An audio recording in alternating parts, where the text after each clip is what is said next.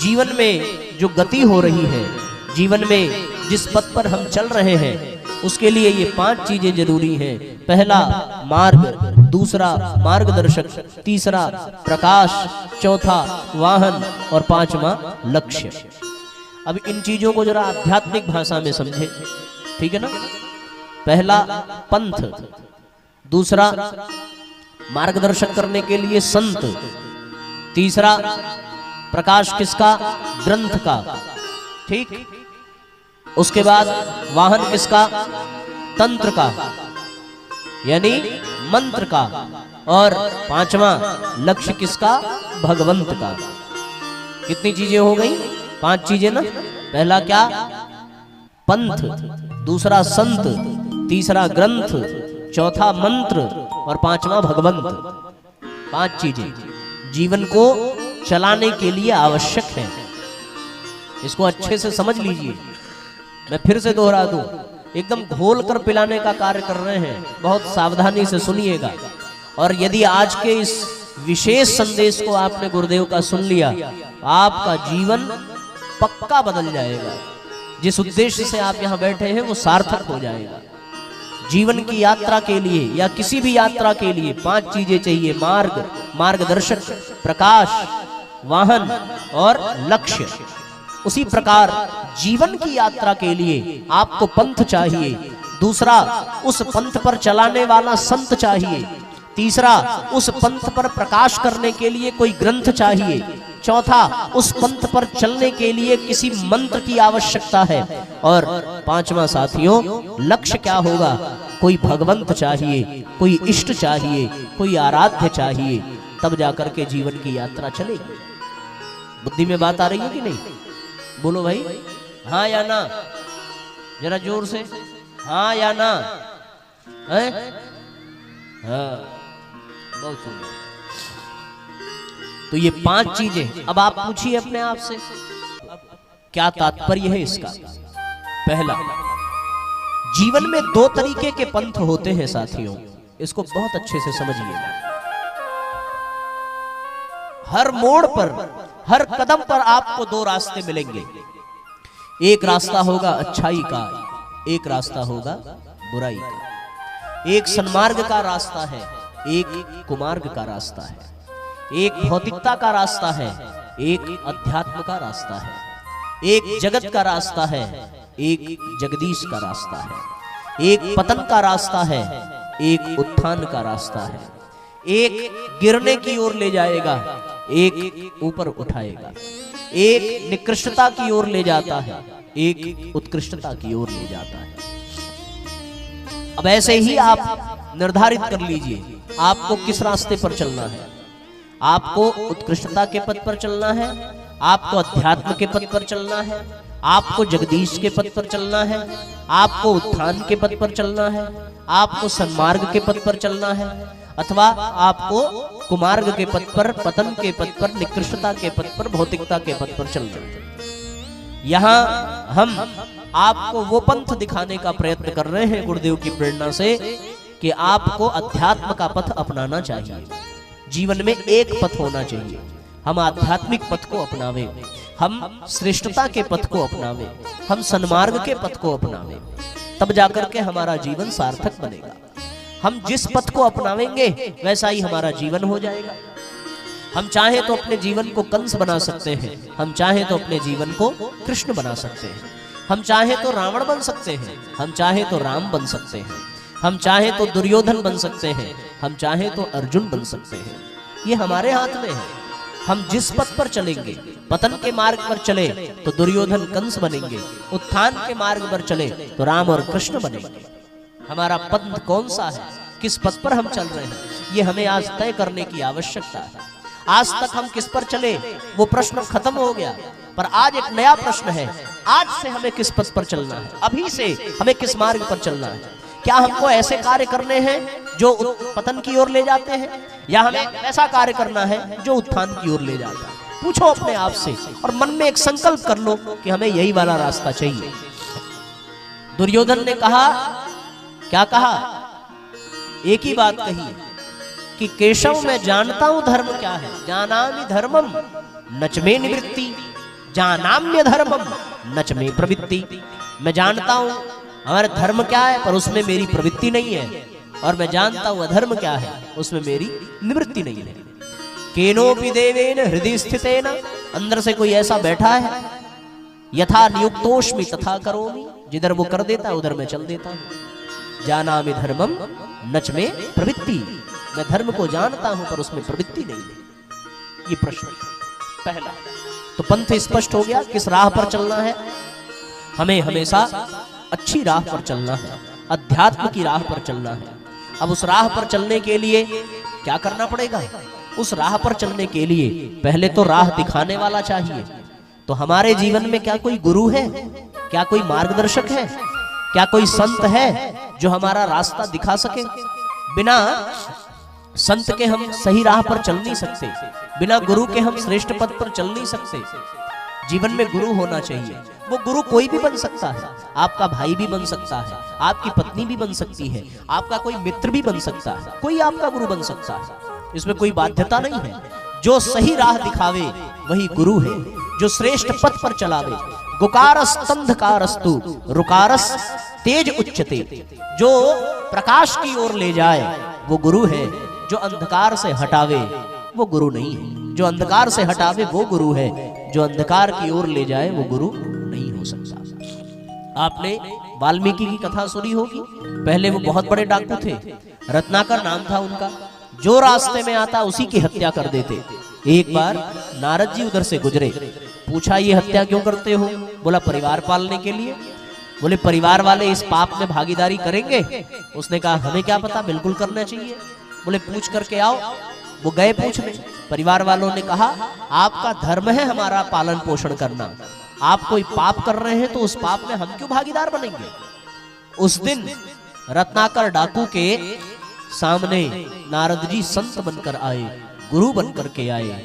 और फिर क्या दिया, गुरु जब आता है ना तो जीवन में आकर के गुरु एक मंत्र देता है। क्या देता है, एक मंत्र, यानी एक वाहन देता है। एक वाहन, उस वाहन पर बैठ करके ही तो हम यात्रा करेंगे। मंत्र एक वाहन है जो मन को चलाता है। मननात त्रायते इति मंत्र, जो मन का त्राण कर दे, जो मन को रास्ता दिखा दे, जो मन को प्रकाश से भर दे, वो मंत्र है। मंत्र कहां से मिलेगा, संत से मिलेगा।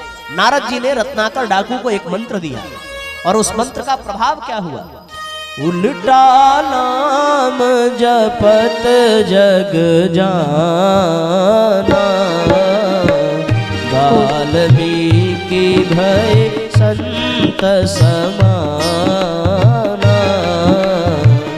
उल्टा नाम जपत जग जाना, वाल्मीकि भय संत समाना। वाल्मीकि संत बन गए, साक्षात ब्रह्म बन गए। कैसे, मंत्र दिया था, उस मंत्र को ठीक जप भी नहीं पा रहे थे पर गुरु ने दिया था, तो गुरु जपने की विधि भी बताता है। तो जीवन में उनके क्या आ गया, गुरु भी आ गया, एक पंथ मिल गया, एक मंत्र मिल गया, यानी एक वाहन मिल गया। उसके बाद जब जीवन में संत आता है ना, तो फिर जीवन में वो संत आकर के एक विचार देता है, एक वैचारिक परिवर्तन करता है अपने शिष्य का। जब जीवन में संत आ जाए तो हम उसके साथ बैठकर सत्संग करते हैं ना, और सत्संग से हमें क्या लाभ होता है, सत्संग से हमारे विचार बदलते हैं। ये सत्संग ही हमारे लिए ग्रंथ है, ये स्वाध्याय ही हमारे लिए ग्रंथ है। कल किसी माँ ने पूछा था कि भैया स्वाध्याय का तात्पर्य क्या है। वो आप सब स्वाध्याय करते हैं पर आपको पता ही नहीं है कि आप करते हैं कि नहीं करते। हमारे पास ये खबर आई कि वो माताजी ने कहा कि हम तो दोनों नवरात्रि कर लेते हैं, खूब नाम जपते हैं, खूब संकीर्तन कर लेते हैं, दुर्गा सप्तशती का पाठ कर लेते हैं, पर ये स्वाध्याय तो हमने कभी किया नहीं। और महाराज जी बता रहे थे कि स्वाध्याय करना बहुत जरूरी है। आप स्वाध्याय करते हो, किसी भी अच्छी पुस्तक को पढ़ना ही स्वाध्याय है। तो क्या आपने आज तक सत्यनारायण की कथा नहीं सुनी, आपने कभी हनुमान चालीसा नहीं पढ़ी, आपने कभी दुर्गा चालीसा नहीं पढ़ी, आपने दुर्गा सप्तशती का पाठ किया कि नहीं किया, आपने कोई अच्छी पुस्तक पढ़ी कि नहीं पढ़ी, आपने रामचरितमानस की चौपाइयां पढ़ी कि नहीं पढ़ी, आपने गीता के श्लोक सुने ना, आपने भागवत की कथा सुनी ना, यही तो स्वाध्याय है। अच्छे पुस्तकों के सानिध्य में रहना, अच्छे विचारों के सानिध्य में रहना, इसी को स्वाध्याय कहते हैं। अच्छी पुस्तकें जीवन में आपके हैं, वो हनुमान चालीसा के रूप में है। हम लोग उसको पढ़ करके सीखते नहीं है ना, वो दिक्कत ये है। रटंत तोता की तरह उसको रट तो लिया, पर उस चौपाई का भाव, उसका अर्थ हमारे जीवन में उतरा नहीं, तो बात कैसे बनेगी, बात बिगड़ जाती है। अन्यथा हम लोग हनुमान चालीसा की एक एक चौपाई बहुत अच्छे से गाते हैं, पर उसके अर्थ को जीवन में उतारना जरूरी है कि नहीं? वो जीवन में उतर जाए, इसी को स्वाध्याय कहते हैं। यही स्वाध्याय है, अच्छी पुस्तकों को पढ़ना। अभी आप जाइएगा, वहां अच्छी पुस्तकें सब रखी हुई है गुरुजी की लिखी हुई, तो आपको वहां से एक ग्रंथ मिल जाएगा, एक पुस्तक मिल जाएगी, और उस पुस्तक के विचार के आधार पर, उस पुस्तक के विचार के प्रकाश में आप अपने जीवन की यात्रा मंत्र रूपी वाहन पर बैठ करके संत रूपी यानी गुरुदेव के मार्गदर्शन में अपने एक अच्छे पद पर चल पड़ेंगे। तो आपको एक गुरु की कृपा से संत मिलता है, मंत्र मिलता है, और उनके द्वारा लिखे गए साहित्य, उनके द्वारा प्रदान किया गया विचार यानी ग्रंथ मिलता है। और फिर गुरु एक इष्ट भी देता है, एक लक्ष्य भी देता है। किसी भी गुरु के पास जाइए, वो आपको एक भगवान से जोड़ता है। आप शिव जी का मंत्र ले लीजिए तो वो शिव जी से जोड़ देगा, आप राम जी का मंत्र लीजिए तो राम आपके इष्ट हो जाएंगे, कृष्ण का मंत्र लिया तो कृष्ण इष्ट हो जाएंगे। उसी प्रकार गायत्री परिवार में आप आए, आप गायत्री मंत्र की दीक्षा लें तो माँ गायत्री आपकी इष्ट हो जाती है। तो अब आपको क्या मिल गया? अब आपके जीवन को चलाने के लिए एक अच्छा पथ मिला, उस पथ पर दिखाने के लिए एक अच्छा संत यानी गुरुदेव मिले, और गुरुजी के माध्यम से एक मंत्र मिला जिस पर बैठ करके आपकी यात्रा होती है, और गुरुदेव की कृपा से एक विचार, एक ग्रंथ मिला जो हर कदम पर आपके लिए प्रकाश का काम करेगा। और उसके बाद गुरुजी आपको एक इष्ट दे देते हैं, एक लक्ष्य दे देते हैं। इतनी चीजें जीवन में आ जाती है। इसलिए साथियों, इन सब का जो निचोड़ है वो क्या है? इन सब का जो निचोड़ है कि मंत्र तो अपने आप आ जाएगा, पंथ अपने आप आ जाएगा, और ग्रंथ भी अपने आप आ जाएगा, कोई इष्ट भी अपने आप आ जाएगा, लेकिन हाँ, गुरु अपने आप नहीं आएगा। गुरु तक आपको चल करके जाना पड़ेगा, यानी गुरु को आपको अपना बनाना पड़ेगा, आपको गुरुजी का होना पड़ेगा। हाँ, गुरुजी आ गए आपके जीवन में, तब तो मंत्र आ ही गया, तब तो पंथ आ ही गया, तब तो इष्ट आ ही गया, सब आ जाता है। पर एक बात है, जीवन में गुरु आ जाए तब बात बनती है। और अगर सब कुछ मिल जाए, आपने अभी हाथ उठाया ना कि हमारे पास मंत्र है, किसी काम का नहीं है। क्यों? क्योंकि वो गुरु से नहीं मिला। आपके पास पंथ है, किसी काम का नहीं है, क्योंकि गुरुदेव ने बताया नहीं। आपने कहा कि हमारे पास ग्रंथ है, किसी काम का नहीं, क्योंकि पढ़ तो रहे हो बचपन से, पढ़ी ना हनुमान चालीसा, लेकिन हनुमान चालीसा की एक भी चौपाई जीवन में उतरी का? क्यों नहीं उतरी? क्योंकि गुरु ने बताया नहीं, किसी ने सिखाया नहीं। हनुमान चालीसा आप सब गाते हो, रामचरितमानस की चौपाइयां सब पढ़ते हो, सबने इस चौपाई को सुना होगा। प्रातः काल उठ के रघुनाथा, माता पिता गुरु ना वही माता। अपने हृदय पे हाथ रख करके पूछो, क्या हम माँ बाप को प्रणाम करते हैं? क्या हम गुरु को प्रणाम करते हैं प्रतिदिन? प्रश्न उत्तर क्या मिलेगा? नहीं साहब, नहीं करते। इसी प्रकार जितनी भी बातें हैं वो सब हम पढ़ तो रहे थे, हमारे जीवन में ग्रंथ तो था, पर वो किसी काम का नहीं था। क्यों? क्योंकि गुरु नहीं था बताने वाला। मंत्र तो था, हमने आज तक खूब जप किया, चलते हुए जपे, बैठकर जपे, सोते हुए जपे, पर लाभ क्यों नहीं मिला? क्योंकि गुरु नहीं था। पंथ तो था, लेकिन पंथ में भटकाव भी था, कभी अच्छे मार्ग पर चले, कभी बुरे पर चल गए, कभी अच्छा किया, कभी बुरा किया। क्यों किया? क्योंकि गुरुजी नहीं थे, जीवन में संत नहीं था। और लक्ष्य था, एक तो बनाया था कि हाँ आज रामनवमी है, तो बस अब आज से राम जी हमारे, और हम राम जी के खूब गाया, हम राम जी हमारे हैं। लेकिन एक महीना राम जी के हमारे हैं किए, और कोनो लाभ समझ में नहीं आया, तो अब राम जी बेवकूफ हैं, अब हम शिव जी को अपना इष्ट बनाएंगे। अब हम शंकर भगवान ठीक है, खाली सावन में दूध उनको चाहिए, और एकदम कृपा करते हैं, तुरंत प्रसन्न हो जाते हैं। सावन भर उनकी भी पूजा किए, नहीं लाभ मिला, तो अब नवरात्रि में दुर्गा जी के पीछे भागने लगे। तब तक दीपावली आ गई, गणेश लक्ष्मी के पीछे भागने लगे कि भैया लक्ष्मी जी खुश रहेंगे तो खूब माल मुद्रा मिलेगी। अब लक्ष्मी जी भी खूब पूजा हो गई, लेकिन कोई लाभ मिला? नहीं मिला। क्यों नहीं मिला? क्योंकि गुरु नहीं था, सारा खेल बिगड़ गया। अच्छा एक बात बताओ, क्या लक्ष्मी की पूजा करने से लक्ष्मी आती है? हमारे मुस्लिम समुदाय के कोई भी व्यक्ति लक्ष्मी जी की पूजा करते होंगे क्या? तो क्या उनके पास पैसा नहीं है? बिल्कुल होगा। कोई ईसाई धर्म का व्यक्ति क्या लक्ष्मी की पूजा करेगा? पर क्या पैसा नहीं है? बिल्कुल होगा। लेकिन हम लोग करके भी नहीं पा रहे हैं। क्यों नहीं पाया? क्योंकि हमारे पास कोई गुरु ही नहीं है।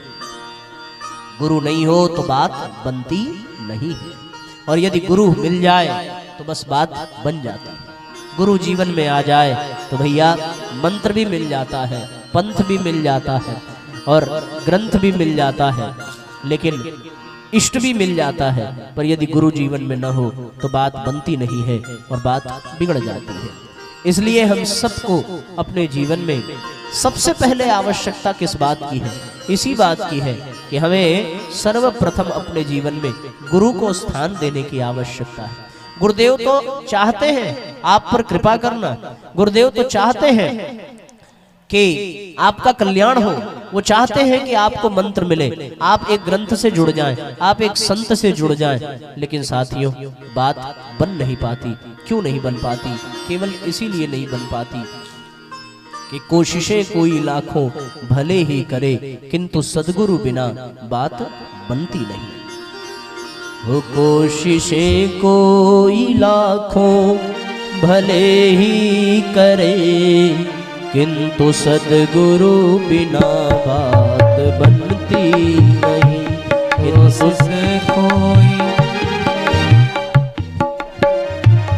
कोशिशें कोई लाखों भले ही करे, किंतु सद्गुरु बिना बात बनती नहीं। किंतु सद्गुरु बिना बात बनती नहीं। तन को जल से धुलाना सरल है मगर, तन को जल से धुलाना सरल है मगर, मन को निर्मल बनाना बड़ी बात है। मन को निर्मल बनाना बड़ी बात है। आप अपने से अपने तन को धो सकते हो, लेकिन मन को धोने के लिए बिना गुरु के संभव नहीं है। गुरु ही होगा तो ही मन की सफाई होगी। भावपूर्वक तालियां बजाएं।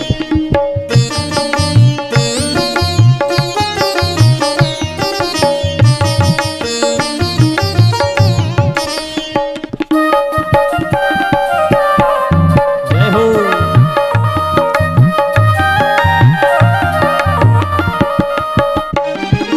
हो पंथ में भेष में देश परदेश में, पंथ में भेष में देश परदेश में, चित्त रहता फंसा राग और द्वेष में, चित्त रहता फंसा राग और द्वेष में। दिल किसी का जलाना कठिन ही है क्या? दिल किसी का जलाना कठिन ही है क्या? ज्ञान दीपक जलाना बड़ी बात है। ज्ञान दीपक जलाना बड़ी बात है। बिना गुरु के किसी का दिल तो जला पाओगे, पर अपने भीतर के ज्ञान का दीपक जलाने के लिए गुरु की आवश्यकता पड़ेगी।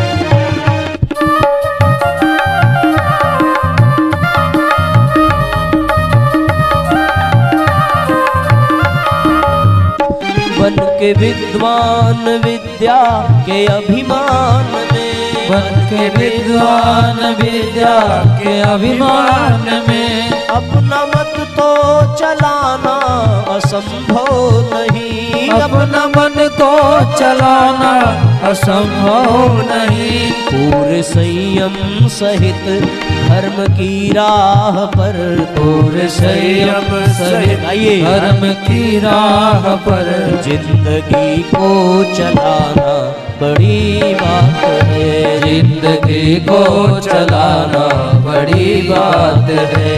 कोशिशें कोई लाखों करे मगर, किंतु सद्गुरु बिना बात बनती नहीं। कोशिश कोई लाख नहीं कर, किंतु सद्गुरु बिना बात बनती नहीं, किंतु सद्गुरु बिना बात बनती नहीं, किंतु सद्गुरु बिना बात बनती नहीं। तो जीवन में सद्गुरु आ जाए तो सारी चीजें मिल जाती हैं और जीवन का मार्ग श्रेष्ठ बन जाता है, जीवन धन्य बन जाता है। तो साथियों, हम विषय को अब आगे ले चलें। अब हम एक एक चीज की थोड़ी थोड़ी उस पर प्रकाश डालेंगे ताकि आपके हृदय में बात अच्छे से और बैठ जाए। हाँ, जीवन में आ जाता है गुरु। गुरु आ जाए, पर गुरु कब आएगा? जब आप ये संकल्प कर लेंगे कि हमें अच्छे मार्ग पर चलना है। ठीक है ना? स्वामी विवेकानंद को गुरुदेव कब मिले? स्वामी विवेकानंद को तब मिले जब स्वामी विवेकानंद ने मन में ये भाव कर लिया कि अब हमें अच्छे मार्ग पर चलना है। हमारे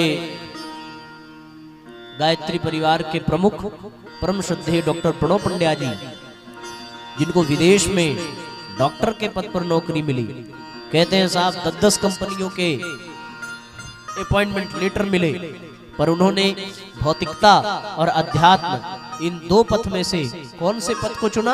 अध्यात्म के पथ को चुना। तब उनको कौन मिल गया? तब उनको गुरुजी मिल गए। हम सबके युवा हृदय सम्राट, हमारे गायत्री परिवार के अत्यंत लोकप्रिय कौन? हमारे परम आदरणीय डॉक्टर चिन्मय पंड्या जी, जो विदेश में एक डॉक्टर की भूमिका में थे, बहुत बड़ी नौकरी कर रहे थे, वर्ष भर में करोड़ों का पैकेज उनका था। पर उनको गुरु की कृपा क्यों मिली? इसलिए मिली क्योंकि उन्होंने भौतिकता को छोड़ करके किसको स्थान दिया अपने जीवन में? अध्यात्म को स्थान दिया। उनको मिला। शिवाजी को गुरु मिले, क्यों? क्योंकि वो अच्छे मार्ग पर चलने के लिए संकल्पित थे। जिनको गुरु मिले उनको अच्छे मार्ग पर चलने के कारण मिले। तो अब आपको अपनी बुराइयों को छोड़ना, अच्छाइयों को ग्रहण करना है, अपने भीतर देवत्व को जगाना है, तो आपको भी गुरु की प्राप्ति हो जाएगी। यहीं पर कब? कल सवेरे, जब यज्ञ में दीक्षा संस्कार का कार्यक्रम संपन्न होगा। कल सवेरे कितने लोग आओगे? हाथ उठाओ जरा। बाकी लोग कहीं जा रहे हैं क्या? हाथ नीचे करो। कितने लोग नहीं आएंगे वो हाथ उठाएं जरा। और ये तो भाई गद्दारी हो जाएगी। दोनों टाइम खा भी रहे हैं यहीं पे तब भी नहीं आएंगे।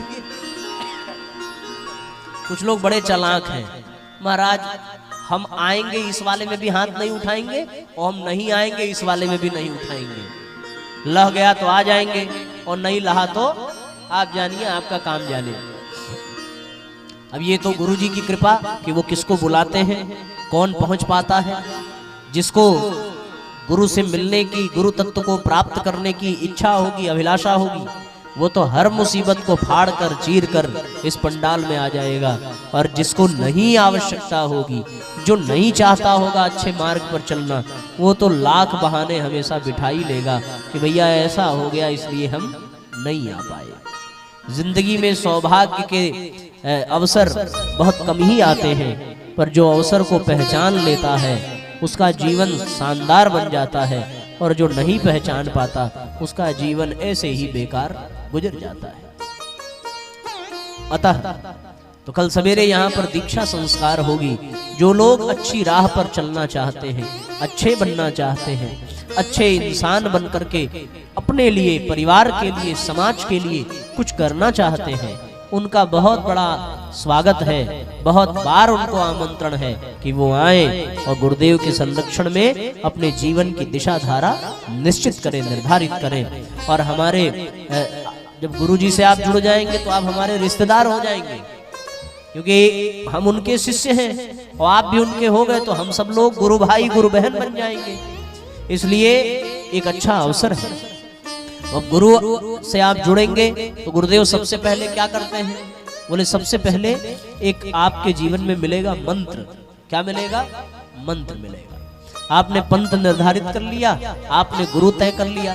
देखो मन में ये प्रश्न होगा ना कि भैया किसको गुरु बनाए? हमसे आप पूछेंगे तो हम तो आपको एक ही बात सजेस्ट करेंगे। क्या सजेस्ट करेंगे?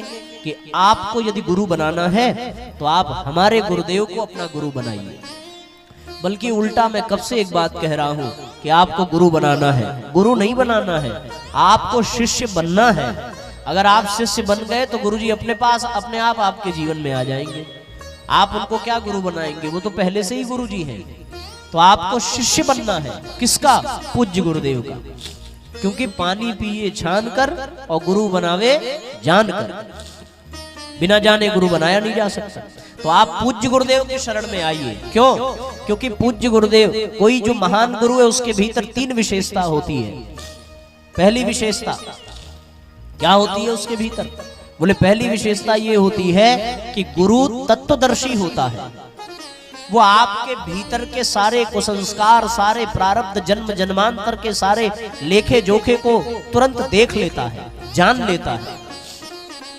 पूज्य गुरुदेव आपके सबके जीवन के समस्त प्रारब्ध, समस्त संस्कार, समस्त जो हमारे चित्त में लेखा जोखा पड़ा है जन्म जन्मांतरों का, वो तत्वदर्शी है, वो अंतर्यामी है, वो जान लेते हैं। मैं आपको एक सच्ची घटना बताऊं, आपने सुना भी होगा। एक बार हमारे लखनऊ के एक वकील साहब थे, वो अध्यात्म के मार्ग पर आगे बढ़ना चाहते थे। बहुत जगह से उन्होंने गुरु बनाया, बहुत जगह संप्रदाय में वो सम्मिलित हुए, बहुत ज्यादा संस्थाओं में उन्होंने प्रयास किया, पर उनको कहीं भी संतुष्टि न मिली। हर जगह आडंबर, हर जगह दिखावा, हर जगह पैसे का छलावा, हर जगह झोली भरने की प्रक्रिया। इससे वो बड़े दुखी, बड़े परेशान थे। एक दिन अपने अंतर्मन की व्यथा कह रहे थे। किसी गायत्री परिवार के परिजन ने सुना, उनसे कहा, यदि आप वास्तव में सच्चा अध्यात्म का लाभ लेना चाहते हैं तो आप हमारे शांति कुंज चले जाइए, हमारे गुरुदेव के पास चले जाइए। आपको मैं दावे के साथ कहता हूं कि दुनिया के किसी भी कोने में यदि नहीं मिला तो उनके यहाँ, उनके दरबार में आपको जरूर सच्चा अध्यात्म मिलेगा। उन्होंने कहा कि जैसे बहुत सारे जगह देखा, एक जगह और देख लेते, ये कह रहे तो। अब वो लखनऊ से चले, हरिद्वार पहुंचे, शांति कुंज प्रवेश किया। शांति कुंज पंजीयन विभाग में उनसे पूछा गया, आप क्या करते हैं? तो उन्होंने ये नहीं बताया कि मैं वकील हूं, उन्होंने ये बताया कि मैं पुरोहित हूं, ताकि लोग पुरोहित समझेंगे तो अंदर वाली बात पता चलेगी, पुरोहित बनकर जाएंगे तो उन्होंने अपने नाम के आगे पुरोहित लिखा। 9 दिवसीय साधना सत्र में शांति कुंज में रहे। एक दिन बीता, 2 दिन बीता, कब से सोच रहे हैं कि अब कोई पैसा मांगेगा, अब कोई हमारे साथ कोई छलावा करेगा, पर वहां तो कुछ भी नहीं हो रहा। सामान जहां पड़ा है 2-2, 3-3 दिन बीत जाए वही सामान पड़ा रहेगा, न कोई छूने वाला न लेने वाला। यज्ञशाला में जाइए वहां भी पैसा कोई नहीं मांगता, मंदिर में जाइए वहां भी कोई नहीं मांगता, देवात्मा हिमालय में जाइए वहां भी कोई पैसा नहीं मांगता। अनुदान काउंटर पर पहुंचे कि कोई मांग नहीं रहा है, हो सकता है अनुदान काउंटर वाले दबाव दे। वहां पहुंचे तो एक दीदी बैठी थी अनुदान काउंटर पे, और उस समय काउंटर बंद होने का समय था। उन्होंने कहा कि भैया अब तो समय हो गया, मैंने सब रख दिया है, आप एक काम करना, अभी आप शांति कुंज में हैं, आप कल सवेरे आ जाना। उनको बड़ा आश्चर्य हुआ कि मैं पैसा देने गया और ये कह रही है कल सवेरे आ जाना। और उसके बाद उठते उठते उन्होंने कुछ साहित्य और कुछ सद्विचार के स्टिकर उनको मुफ्त में दे दिए कि आप इसको लीजिए, पढ़िए। अब उनको धक्का लगा कि 7 दिन बीत गया, 8 दिन बीत गया, न कोई भोजनालय में हमसे कोई बात कर रहा है पैसे की, न कोई यज्ञ में मांग रहा है, न कोई दर्शन में मांग रहा है, न कोई अनुदान काउंटर पर ले रहा है। ये तो वास्तव में तीर्थ है, यहाँ तो कोई आडंबर नहीं है, यहाँ कोई प्रपंच नहीं है, यहाँ कोई प्रदर्शन नहीं है, यहाँ कोई छलावा नहीं है। 8 दिन बीत गए, तब उनके मन में एक बात आई। और बात ये आई कि अब इस तंत्र को चलाने वाले पूज्य गुरुदेव का दर्शन करना चाहिए। शाम को उनकी टिकट थी वापस आने की, समय बीत चुका था। गुरुदेव केवल सवेरे मिलते थे। दोपहर में बड़े उदास हुए कि मैं एक ऐसे तीर्थ में आकर के संत के दर्शन न कर सका, केवल अपने अविश्वास के कारण, केवल अपनी अश्रद्धा के कारण। सीढ़ियों पर बैठे थे, इतने में कोई भागता हुआ आया और पहुंच करके उनसे कहा बिना परिचय के, आपको गुरुजी ने बुलाया है। उनको बड़ा आश्चर्य हुआ कि हमको गुरुजी ने बुलाया है, वो तो हमें जानते भी नहीं। और ये कौन जो हमें पहचानती नहीं। फिलहाल समय आया, गुरुजी ने जो समय दिया उस समय पर वो पहुंचे गुरुजी के पास। गुरुदेव कुछ लिख रहे थे, पहुंच करके प्रणाम किया और प्रणाम करते ही गुरुजी ने पहला प्रश्न किया, क्या करते हो बेटा? और जैसे पहला प्रश्न किया ना, वैसे उनकी हालत खराब हो गई। थे वकील, लिखवाया था पुरोहित, अब तक टहल रहे थे पुरोहित बन करके। अब वो कुछ कह पाते तब तक गुरुजी ने एक बड़ी बात कह दी। पता है क्या कहा? गुरुदेव ने कहा कि बेटे परेशान मत हो, वकील भी भगवान का पुरोहित ही होता है। बड़ी बात गुरुजी ने कही कि वकील भी भगवान का पुरोहित ही होता है, चिंता की कोई बात नहीं। अब वो तो उनके आंखों से आंसुओं के धार निकलने लगे। गुरुदेव मुझसे बड़ी गलती हो गई, मैं इतनी जगह धोखे खा चुका था कि आप पर भी विश्वास नहीं हुआ।